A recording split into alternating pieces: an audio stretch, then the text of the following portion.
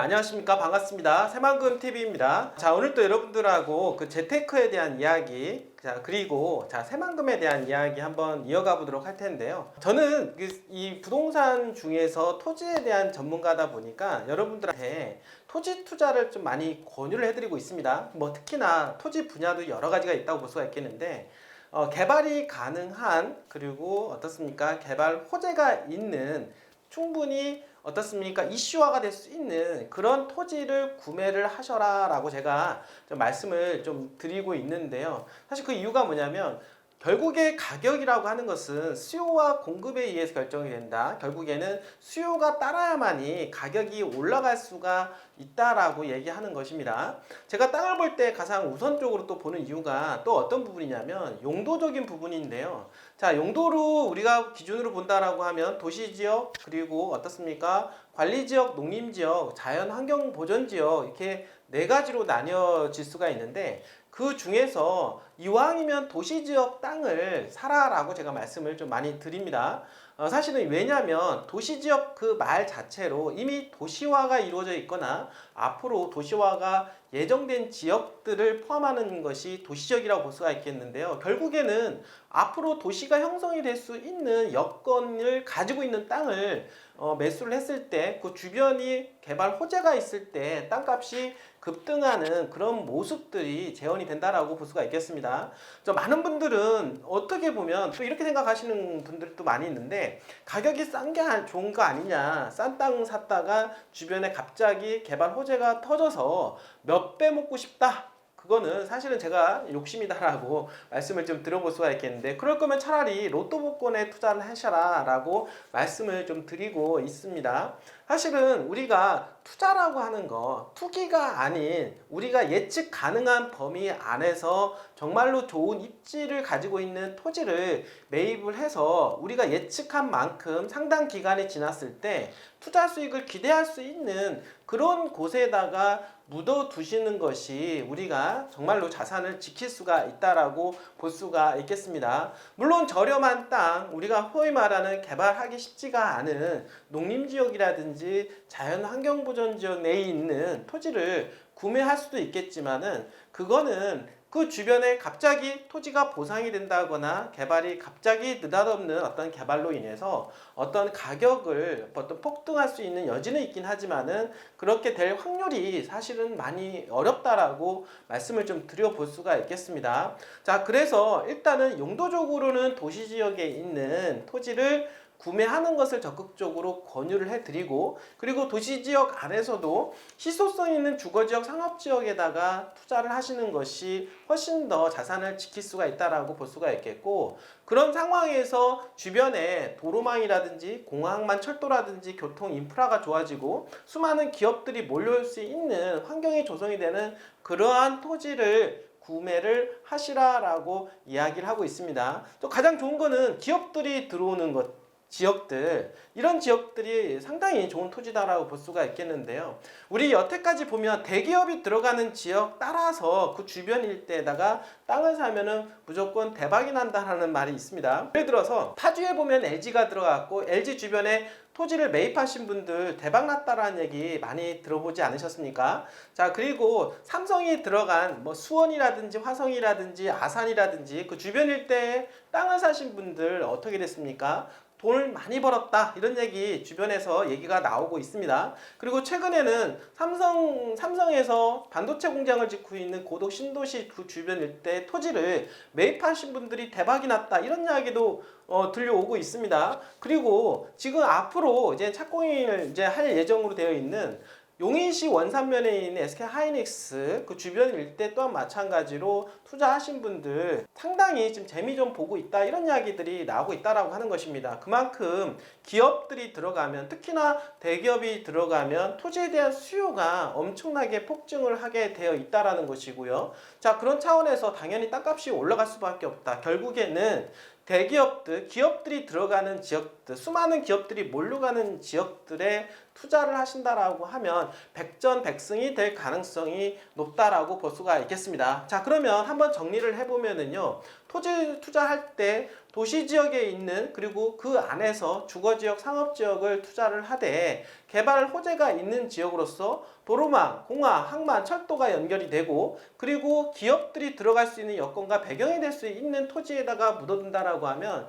절대 손해볼 이유가 없고 여러분들의 어떤 땅을 통해서 여러분들의 꿈을 실현해 나갈 수가 있다라고 볼 수가 있겠습니다. 자, 그런 차원에서 여러분들한테 새만금을 좀 많이 추천을 해드리고 있는데요. 바로 그 새만금은 어떻습니까? 대한민국의 미래라고 얘기를 하고 있습니다. 왜냐하면 새만금 내에서는요, 최근에 한번 새만금 혹시 가보신 적 있습니까? 그리고 3, 4년 전에 혹시 가보신 적이 있을까요?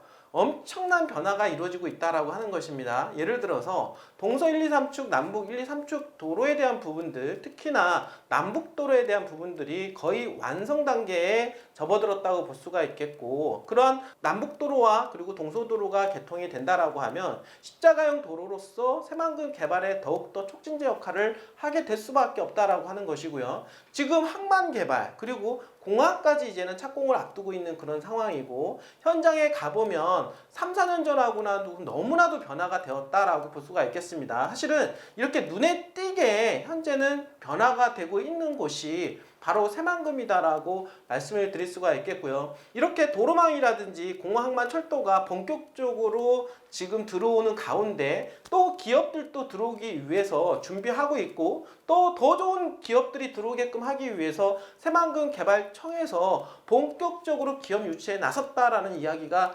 있다라고 여러분들한테 말씀을 드리면서 오늘은 그 부분을 좀 이야기해 보려고 합니다. 자, 새만금 개발청 기업 투자 유치에 본격 나섰다. 자, 지금 보시면은요, 새만금 개발청이 기업 투자 유치에 본격적으로 나섰다라고 이야기하고 있는데요. 31일 전라북도 군산시 그리고 지자체 등 새만금 산단과 지금 새만금 군산에 있는 산단과 새만금 수변도시의 사업 시행자인 한국농어촌공사 그리고 새만금 개발공사와 함께 새만금 투자유치 활성화 특별반을 구성하고 협력회의를 개최했다라고 이야기하고 있네요. 지금 그러면 새만금 개발청 그리고 전라북도 그리고 군산시 새만금 개발공사 농어촌공사 이렇게 공공기관이 합심해서 어떻게 하면 기업들을 유치할 수 있을까에 대한 부분들을 논의를 하고 있다라고 하는 것인데요. 이날 열린 협력회의에서 지금 보게 되면 새만금에는 신산업 생태계, 이게 상당히 중요하다라고 볼 수가 있겠습니다. 산업에 대한 트렌드가 중요한데 어느 지자체는 어떻습니까? 제조업을 기반으로 죽어가는,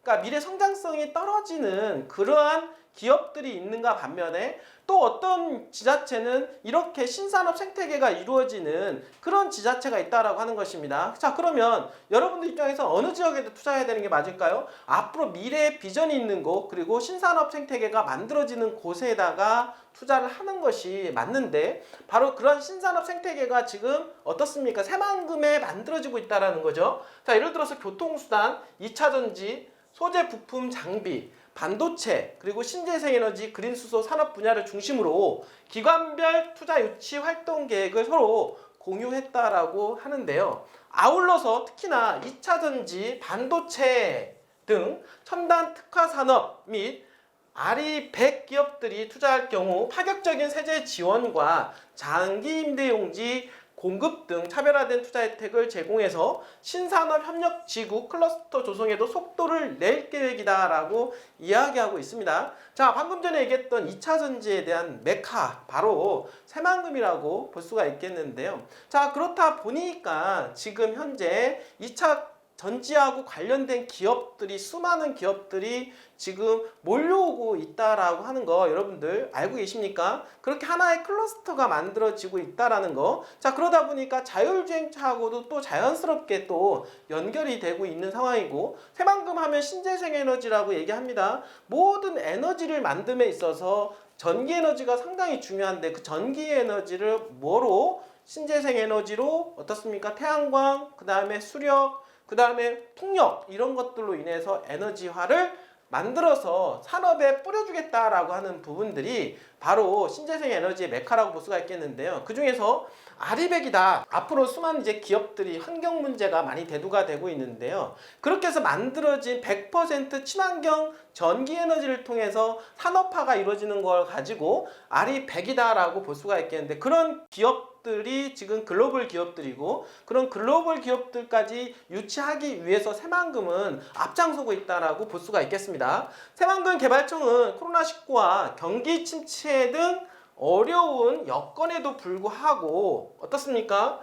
투자 유치 활동을 펼쳤는데요. 작년 한 해만 개청 이후에 체결한 상단 입주 계약 총 50건 중에서 21건을 체결했다. 역대 최대치라고 얘기하고 있습니다. 자, 특별반의 반장인 새만금 개발청 윤순희 차장은 이렇게 얘기하고 있는데요.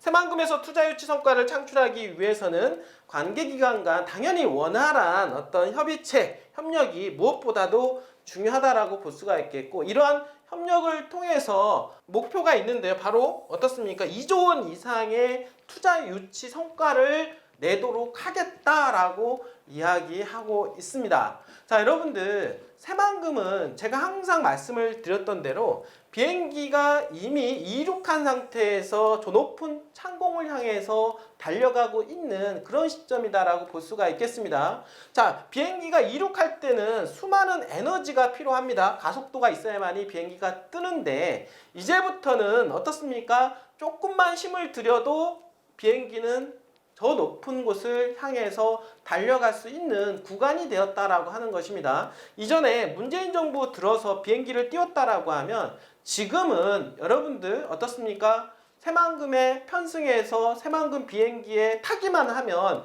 여러분들은 큰 재테크에서 성공할 수 있는 기회를 잡을 수가 있다라고 말씀을 좀 드려보도록 하겠습니다. 자, 여러분들, 새만금만한 투자처 과연 대한민국에 있을까요? 이렇게 수많은 호재를 떠안고 있는 지역이 있을까요? 도로공항만 철도가 이 네 가지 인프라가 동시에 구축이 되는 곳이 새만금만한 곳이 있을까요? 여러분들, 새만금은 대한민국의 미래입니다. 재생에너지의 메카 4차 산업혁명의 전진기지입니다. 바로 이곳에 투자하지 않으면 어디에다가 투자하시겠습니까? 자, 새만금 TV에서 도와드리도록 하겠습니다. 언제든지 전화 주시면 여러분들과 함께 정보도 공유하고 여러분들이 재테크에서 투자하는 그 성공하는 날까지 최선을 다하겠습니다. 자, 오늘도 끝까지 시청해주신 여러분들 진심으로 감사드립니다.